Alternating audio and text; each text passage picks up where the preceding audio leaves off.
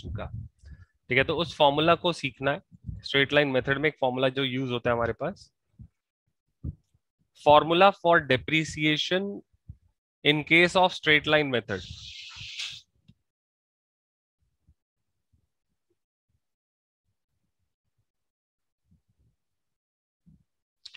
अब सबको पता है कि स्ट्रेट लाइन मेथड कौन सा होता है, राइट?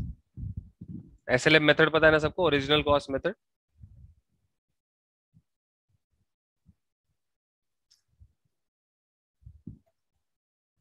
हाँ जी, पता है ना सबको।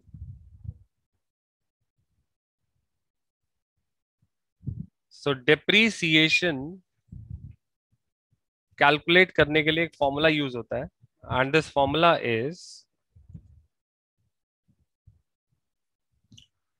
Cost of machine minus scrap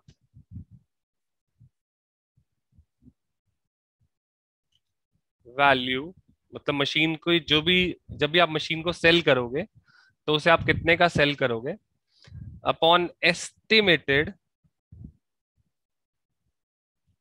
life years. So this is the formula which you will use in case of straight line method. Straight line method में ये फॉर्मूला यूज होगा, सब लोग ध्यान रखेंगे इस फॉर्मूला का। डेप्रीसिएशन कैसे यूज होगा, एक क्वेश्चन के साथ करते हैं, ठीक है। Limited purchased a machinery for ₹40 lakhs which will be sold after 10 years at an agreed value of estimated value of 3 lakh rupees. Calculate the amount of depreciation per year.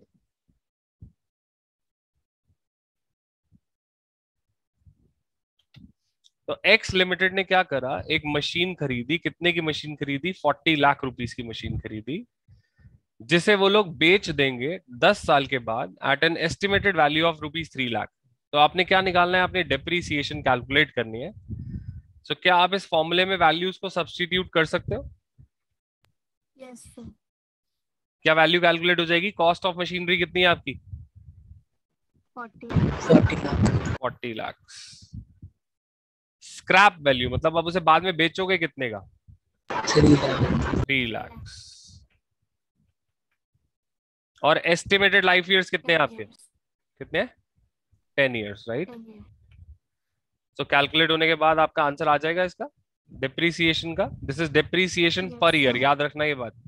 This is depreciation per year. तो आपकी depreciation per year कितनी आ गई?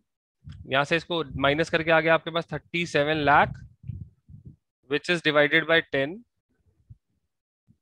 will give you equals to 3,70,000 per year, right? Yes. क्या ये clear हो गया सबको कैसे आया, डेप्रिसिएशन कैसे आई? तो अगर आपको किसी भी क्वेश्चन में डेप्रिसिएशन का रेट गिवन नहीं है, कहीं पे नहीं लिखा 10% डेप्रिसिएशन, 15% डेप्रिसिएशन, कुछ नहीं लिखा, तो वहां ये फॉर्मूला अप्लाई होगा पक्का, ध्यान रखना। अगर किसी क्वेश्चन में डेप्रिसिएशन का रेट नहीं दिया तो वहां पे स्क्रैप वैल्यू या इतने साल के बाद इतने का बेच दिया जाएगा, ऐसी इंफॉर्मेशन पक्का गिवन होगी, तब आपको इनका यूज करना पड़ेगा। Is this clear to everyone? कब क्या फॉर्मूला लगाना है? यस।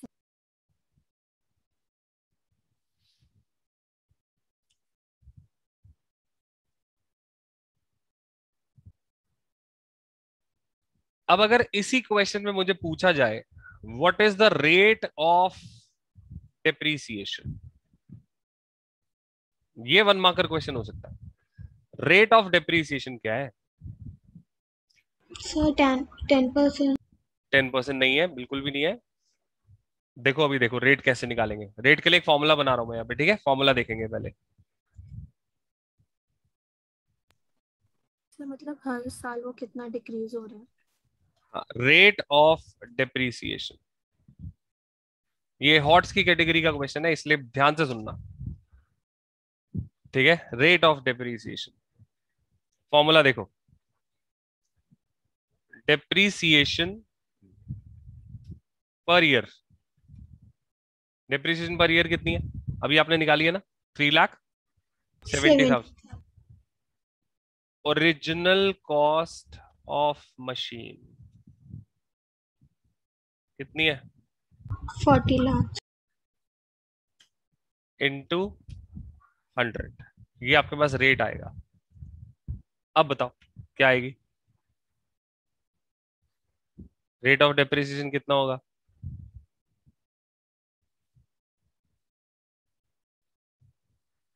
कैसे निकालेंगे, समझ आ गया? 3,70,000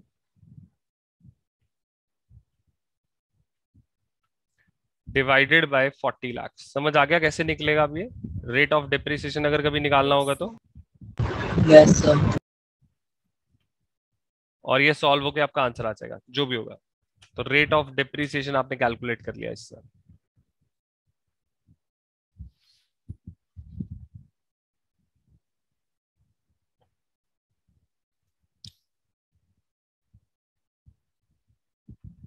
आ जाएगा, समझ आ गया?